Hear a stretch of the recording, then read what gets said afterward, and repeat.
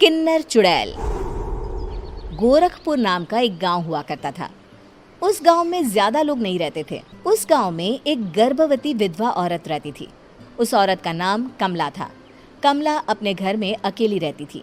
उसके पति की सारी जायदाद उसके नाम हो गई थी, पर सभी गांव वाले उस औरत को मनहूस औरत समझा करते थे और सभी उससे नफरत किया करते थे।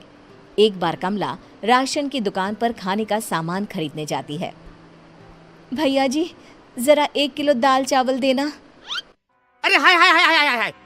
अरे मनहूस औरत, मेरी दुकान में अपशुगन करवाने आ गई क्या? हैं? चल जा यहाँ से। मैं कुछ नहीं देने वाला हूँ तुझे। भाग भाग यहाँ से, चल जा, निकल। भैया जी, ऐसा मत कहिए। मैं गर्भवती हूँ, मुझे खाने की बहुत जरूरत है। मुझे खाना दे दीजिए। दुकानदार कमला को वहां से धक्के मारकर भगा देता है। तभी कमला रोते रोते उस गांव के किन्नरों के इलाके में आ जाती है। गांव वाले किन्नरों को उसी इलाके में रखा करते थे, क्योंकि वो लोग किन्नरों को पसंद नहीं करते थे और उनके इलाके में रहने से मना करते थे। तो किन्नरों ने उसी गांव में अपना एक इलाका बना लिया था। जब किन्नर लोग देखते हैं कि एक गर्भवती महिला रोते रोते उनके इलाके में आ गई है, तो सारे किन्नर कमला के पास जाकर उसका हाल पूछने लगते हैं।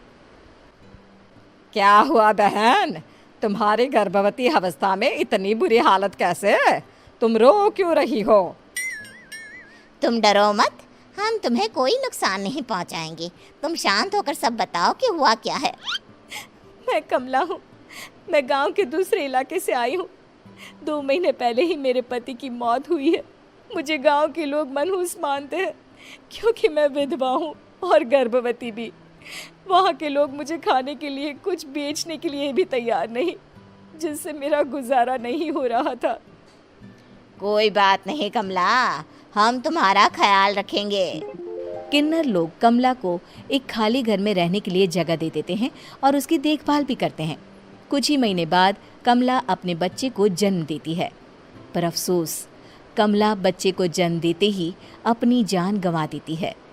जब सब किन्नर बच्चे को देखते हैं तो बहुत खुश हो जाते हैं, क्योंकि वो बच्चा भी किन्नर ही था। कमला ने एक किन्नर बच्चे को जन्म दिया था। अब इस बच्चे की देखभाल कौन करेगा?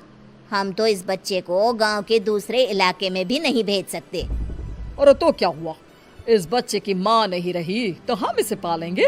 अब ये हमारे इलाके में रहेगा, हमारे साथ रहेगा। फिर वो किन्नर उस किन्नर बच्चे को गोद ले लेते हैं, उसका नामकरण कराते हैं। उस किन्नर बच्चे का नाम शक्ति रखा जाता है। देखते ही देखते शक्ति बड़ी होने लगती है। उसके रंग रूप बहुत सुंदर थे। वो बहुत सुंदर किन्नर दिखती है। एक दिन शक्ति एक किन्नर से पूछती है, माँ जी सुनिए ना, ये गांव के दूसरे इलाके में भी तो लोग रहते हैं, तो हम वहाँ क्यों नहीं जाते? हम उनसे अलग क्यों रहते हैं? शक्ति, क्योंकि वो लोग हमारे जैसे नहीं, वो लोग हमें पसंद नहीं करते, इसीलिए हम उनसे अलग रहते हैं। क्यों? वो हमें क्यों पसंद नहीं करते? मुझे एक बार उस इलाके में जाना है। मैं एक बार वहाँ जाकर घूम कर आऊं। शक्ति, खबरदार, जो तू उस इलाके में कभी भी गई तो अपनी जान नहीं गंवाना चाहती तो उस इलाके में कभी कदम भी नहीं रखेगी, समझी? इतना कहकर वो किन्नर वहां से चली जाती है। शक्ति उस किन्नर की बात सुनकर बहुत रोती है। माँ जी, ऐसा कैसे कह सकती है? उन्होंने इतनी सी बात के लिए मुझे इतना डांटा। अब तो मैं उस इलाके में जरूर जाऊंगी। फिर एक दिन शक्ति गांव के दूसरे इलाके में चुपके से जाती है। ये लोग तो हमारे जैसे ही इंसान हैं, तो ये हमसे नफरत क्यों करते हैं? जब शक्ति उस इलाके में पहुंचती है तो गांव के सारे आदमी उसके रूप से मोहित हो जाते हैं। वो लोग ये अंदाज़ा नहीं लगा पाते कि वो किन्नर है। शक्ति की सुंदरता देखकर सारे गांव वाले उसकी तारीफ करने लगते हैं। तभी गांव का चक्कर लगाने गांव के जमींदार का बेटा हर्ष वहां पहुंचता है। हर्ष भी दिखने में बहुत सुंदर होता है। जब हर्ष ने शक्ति को देखा तो वो भी उससे मोहित हो गया, और जब शक्ति की नज़र हर्ष पर पड़ी तो वो हर्ष को देखकर मोहित हो गई। आपको पहले कभी इस गांव में देखा नहीं। इस गांव में आप नए हैं क्या? जी नहीं, वो मैं बस। तभी शक्ति बोलते बोलते रुक जाती है और मन में सोचने लगती है। अगर मैंने इनको बता दिया कि मैं दूसरे इलाके से आई हूँ तो वो समझ जाएंगे कि मैं किन्नर हूँ, इसलिए मुझे इनसे झूठ ही बोलना पड़ेगा। शक्ति हर्ष को कहती है, जी हाँ, मैं इस गांव में नई आई हूँ, यहाँ अकेली रहती हूँ। वैसे आप कौन है? आप भी इसी गांव में रहते हैं? जी हाँ, मैं इस गांव के जमींदार का बेटा हूँ। आपको किसी भी चीज की जरूरत पड़े तो आप मुझे बता देना, मुझे अच्छा लगेगा। ऐसे ही शक्ति और हर्ष एक दूसरे से रोज मिलने लगते। वो दोनों अपने प्यार का इजहार करने एक दूसरे से मिलने जाते हैं। तभी शक्ति का पीछा करते करते एक किन्नर वहां आ जाती है। शक्ति, मैं तुमसे बहुत प्यार करता हूँ। मैं तुमसे शादी करना चाहता हूँ। क्या तुम मुझसे शादी करोगी? हाँ हर्ष, मैं तुमसे शादी करूँगी, पर मैं तुमको अपने बारे में एक सच्चाई बताना चाहती हूँ जो मैंने तुमसे छुपा कर रखी है। तभी उनके बीच में ही वो किन्नर आ जाती है। शक्ति, तेरी हिम्मत कैसे हुई ऐसा करने की? वो किन्नर शक्ति को खींचकर गांव के जमींदार के पास ले जाती है। हर्ष भी वहां शक्ति को बचाने के लिए पहुंच जाता है। जमींदार शक्ति और हर्ष के प्यार के बारे में सुनकर गुस्से में आ जाता है और शक्ति को गांव के बाहर निकालने की सजा देता है। शक्ति ये बात सहन नहीं कर पाती और कुएं में कूदकर अपनी जान दे देती है। जमींदार हर्ष की शादी गांव की एक लड़की से करवा देता है, पर हर्ष इस शादी से खुश नहीं होता। शक्ति अपना बदला लेने के लिए मरने के बाद किन्नर चुड़ैल बन जाती है। अब मैं इन गाँव वालों को नहीं छोड़ूंगी, अब इनसे मैं अपने प्यार का बदला लूंगी।